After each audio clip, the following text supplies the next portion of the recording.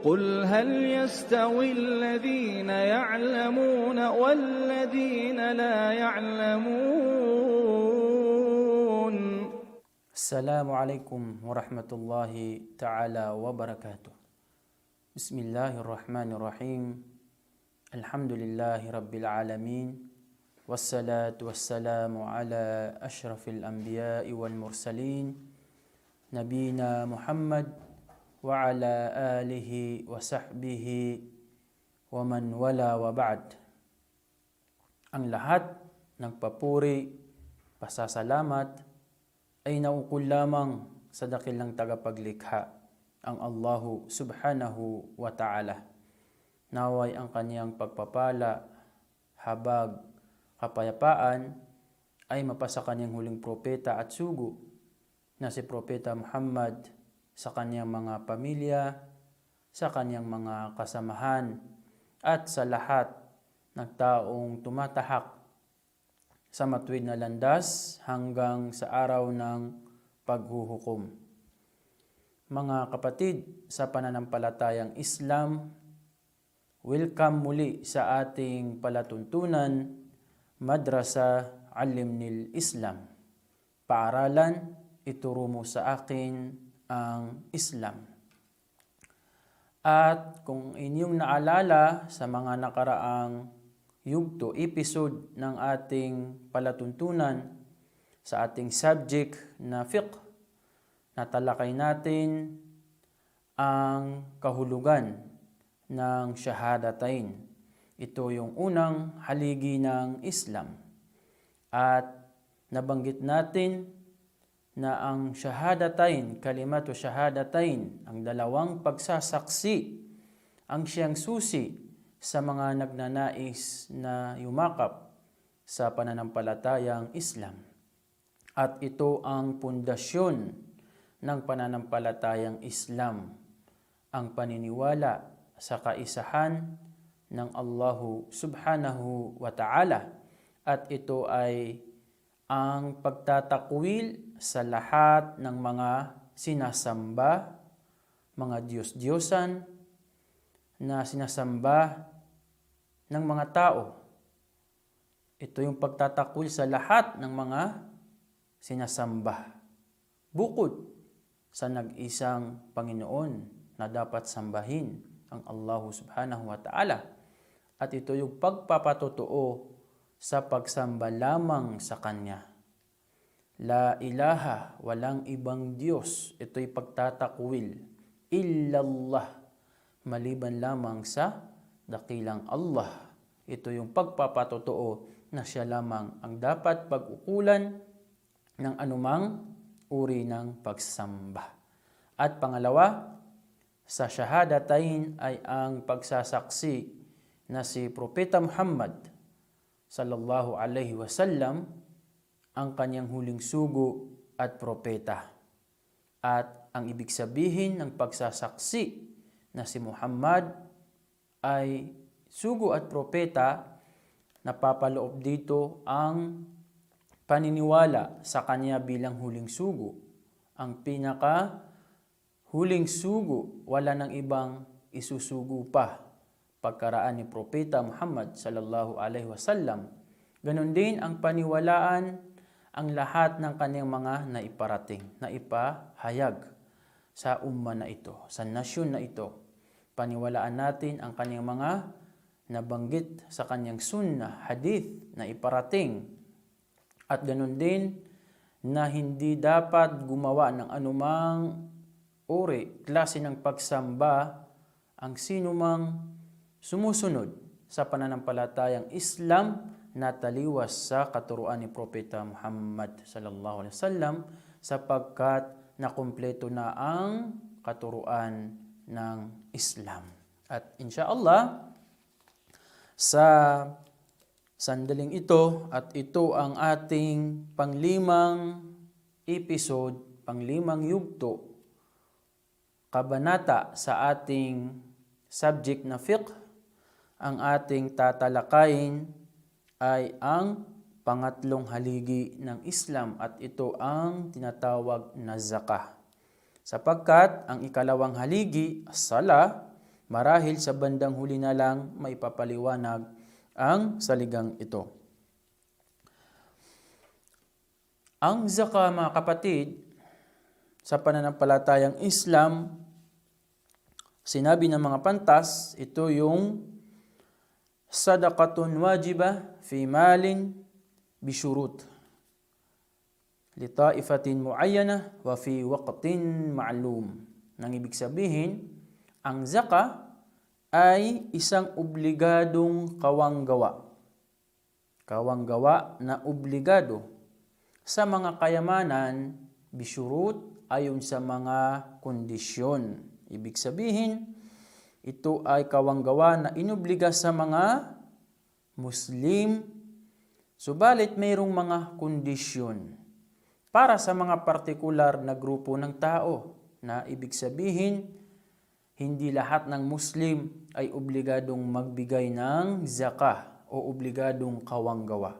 Ito ay natatangi lamang sa mga taong may kakayanan at naobliga sa kanila ang zakah ayon sa mga kondisyon at sa nakatakdang panahon. Nang ibig sabihin, hindi araw-araw, buwan-buwan ay magbibigay ang isang Muslim ng kaniyang obligadong kawanggawa na zakah, sapagkat ito ay may oras, panahon, nakatakdang panahon na kung saan doon dapat ibigay ng isang Muslim ang kaniyang zakah. At insyaallah, ang mga detalye nito ay malalaman natin sa mga susunod na antas ng ating pag-aaral dito sa Madrasa Al-Limnil Islam. Alam natin, mga kapatid, hindi lingid sa ating kaalaman na ang anumang inubliga sa atin ng ating tagapaglikha, ang Allah subhanahu wa ta'ala, anumang bagay ang kanyang ipinag-utos sa kanyang alipin, ito ay may pakinabang. May mga pakinabang, katulad lamang ng zakah. At sinabi ng mga pantas sa pananampalatayang Islam, hiya ta'atun lillah subhanahu wa ta'ala qabla kulli shay. Ibig sabihin, ang zakah, pagbibigay ng obligadong kawanggawa, una sa lahat, ito ay isang pagsunod sa Allah. Tama, ito ay pagsunod sa Allah. Sapagkat mahirap sa isang tao na bawasan ang kaniyang kayamanan kung ito ay hindi lang ipinag-utos ng Allah, ay nasa ng tao, subhanallah, sa kaniyang nature na hindi nagbibigay. So, ang Allah subhanahu wa ta'ala, kasama sa mga tinatawag na pagsubok sa kanyang mga alipin ay ang tinatawag na zakah. At ang sino mang magbigay ng zakah, ito ay bilang pagsunod sa Allah subhanahu wa ta'ala. At kabilang din sa mga pakinabang ng zakah na ito, tusa'idul fuqara wal masakin. Nang ibig sabihin ay natutulungan ang mga mahihirap at ang mga dukha. Sapagkat kung hindi inobliga ang zakah sa mga mayayaman na mga Muslim, paano na lamang ang mga mahihirap? Kung kaya, anuman ang bagay na naibahagi sa atin ng ating Panginoong Allah subhanahu wa ta'ala, ay obligado na mag-share o kung baga ay magbahagi, sapagkat ito ay kabilang sa ating pananampalataya. Pangatlo, tutahhirul insana minal bukhl wa tuallimuhul karam. Ang ibig sabihin, pinadadalisay ang tao mula sa kasakiman sa salapi at tinuturuan ito sa pagkamatulungin. Totoo, mga kapatid, sapagkat tulad ng nabanggit natin na nasa nature ng tao na siya ay hindi nagbibigay, kung kaya ito ay naglilinis sa kanyang sarili mula sa kasakiman. Kaya sinabi ng Allah sa kanyang maluwalhating Quran, ba'da a'udhu billahi minasyaitanir rajim, khudh min amwalihim sadaqah. Kumuha mula sa kanilang mga kayamanan ng sadaka. Ito yung obligadong kawanggawa. Nang ibig sabihin, ito ay nagmamalinis sa kanila, pinadadalisay sila mula sa kasakiman. Watuzakihim biha, nang ibig sabihin, nililinis din ang kanilang mga kayamanan. At kabilang din sa katangian ng mga tunay na mananampalataya sa Allahu subhanahu wa ta'ala, yaong mga nagbibigay ng kanilang obligadong kawanggawa, tulad ng sinabi ng Allah sa kanyang banal na Quran, wal mu'minun wal mu'minatu ba'duhum awliya'u ba'd ya'muruna bil ma'ruf wa yanhauna 'anil munkar wa yuqimuna as-salata wa yu'tuna az-zakah wa yuti'una Allah wa rasulahu ulaika sayarhamuhumullah innallaha azizun hakim. Nang ibig sabihin, ang mga mananampalatayang mga kalalakihan, wal mu'minat, mga mananampalatayang kababaihan na naniniwala sa Allah at sa kanyang sugo, ay nagtutulungan sila sa isa't isa. Nagtutulungan sila sa pamagitan ng kawanggawa, obligadong kawanggawa. Ya'muruna bil ma'ruf, inutusan nila ang mga tao na maniwala at gumawa ng kabutihan. Wa yanhauna 'anil munkar, at pinagbabawalan nila ang mga tao na lumabag sa Allah at gumawa ng mga kasalanan. Wa yuqimuna as-salah, at itaguyod ang sala, wa yu'tuna az-zakah, at kanilang ibahagi ang obligadong kawanggawa. Kung kaya't mababasa natin sa ibang mga aya, bersikulo mula sa aklat ng Allah, ang Quran, na binanggit ang sala at ang zakah na magkasabay. Tulad ng sinabi ng Allah, wa aqimus salah wa atuz zakah wa atiur rasula la'allakum turhamun. Itaguyod ninyo ang pagsasala at ibigay ninyo ang obligadong kawanggawa sa may mga karapatan, at sumunod kayo sa sugo ng Allah, nang sa gayon ay kaawaan kayo ng Allahu subhanahu wa ta'ala. At kabilang din sa mga tao, sa mga maninirahan sa paraiso ng Allahu subhanahu wa ta'ala, ang mga taong nagbibigay ng kawanggawa. Tulad ng sinabi ng Allah, innal muttaqina fi jannati wa uyun, katiyakan ang mga yaong natatakot sa Allah sa pamagitan ng pagsunod sa mga ipinag-utos ng kanilang Panginoon, pag-iwas sa mga ipinagbabawal, ay nasa kalagitnaan ng mga dakilang hardin at mga bukal na umaagos.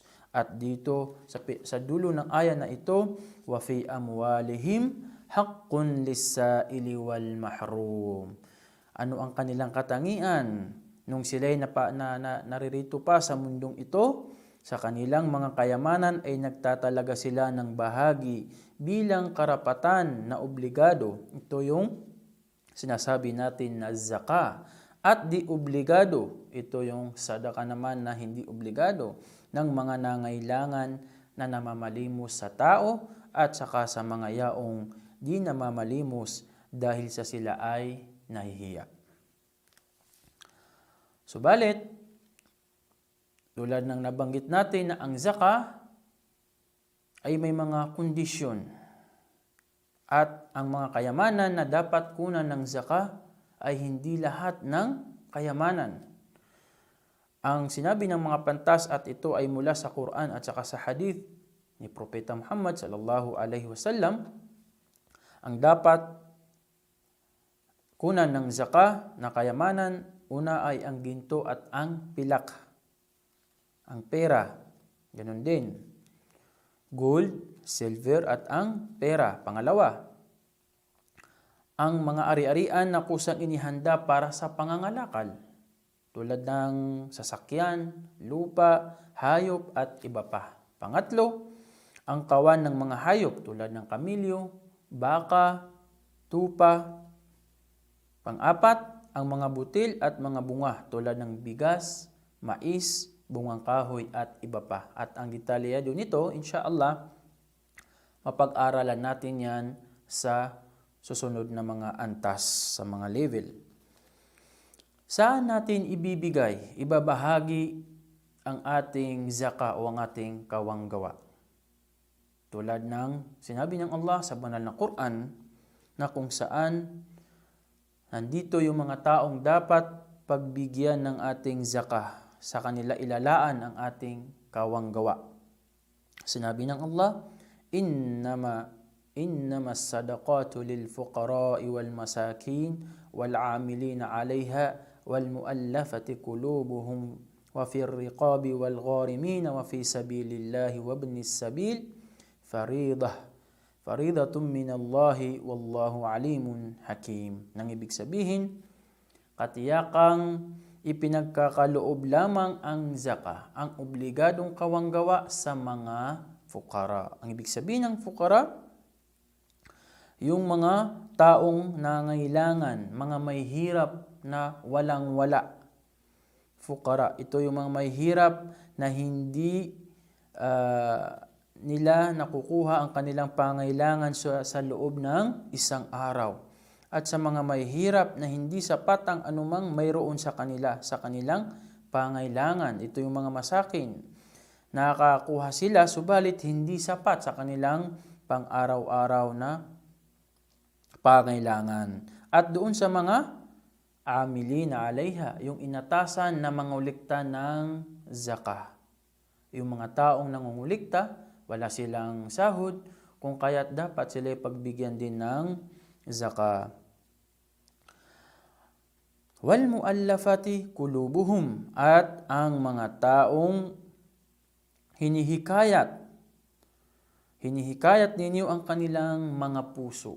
Sino yung mga hinihikayat ang kanilang mga puso? Tulad ng inaasahan na maging Muslim, yung mga taong malalapit sa Islam na hindi pa sila mga Muslim. Dapat sila pagbigyan din ng zakah. Pinatitibay ang kaniyang pananalig, no? Sa kung siya ay yayakap sa pananampalatayang Islam. O di kaya ay inaasahan na magiging kapakipakinabang sa mga Muslim, o hindi kaya ay mailayo siya sa masamang balakin laban sa mga Muslim. At ibigay din ang zakah sa taong tinutubos ang kaniyang pagkaalipin o pinapalaya niya ang kaniyang sarili. Ito yung mga riqab, yung mga taong, mga Muslim na alipin. So, dapat kabilang din sila sa dapat bigyan ng sinasabi natin o tinatawag natin na zakah. Wal gharimin, yung mga taong nabaon sa pagkakautang na hindi nila kayang bayaran ang kanilang utang, wa fi sabilillah, at yung mga taong nakikipagpunyagi, nakikipaglaban sa daan ng Allah subhanahu wa ta'ala, na sila ang dumidepensa sa mga Muslim, na kanilang mga gawain ay para sa kapakanan ng Islam, tulad ng pagpapalaganap nito. At ang pinakahuli, wabnis sabil, yung mga manlalakbay. Ang mga manlalakbay, halimbawa yung mga na-stranded, na antala, na tigil sa isang lugar, na kung saan sila ay nangailangan ng salapi, sapagkat sila ay wala sa kanilang lugar. Faridatun minallah, ito ay obligado na ipinag-utos ng Allah subhanahu wa ta'ala, wallahu alimun hakim. Ang Allah ay ganap na nakaalam kung ano ang makabubuti sa kaniyang alipin, ganap na maalam sa kaniyang pangasiwa at sa kaniyang batas. At insyaallah, sa sunod na ating yugto, ang ating tatalakay naman ay ang tinatawag na saum, kung kaya't antabayan ninyo kami sa mga susunod na yugto o kaya episode. Hanggang dito na lamang. Wa sallallahu ala sayyidina Muhammad wa akhiru da'wana anilhamdulillahi rabbil alamin. Wassalamu alaikum warahmatullahi wabarakatuh. قل هل يستوي الذين يعلمون والذين لا يعلمون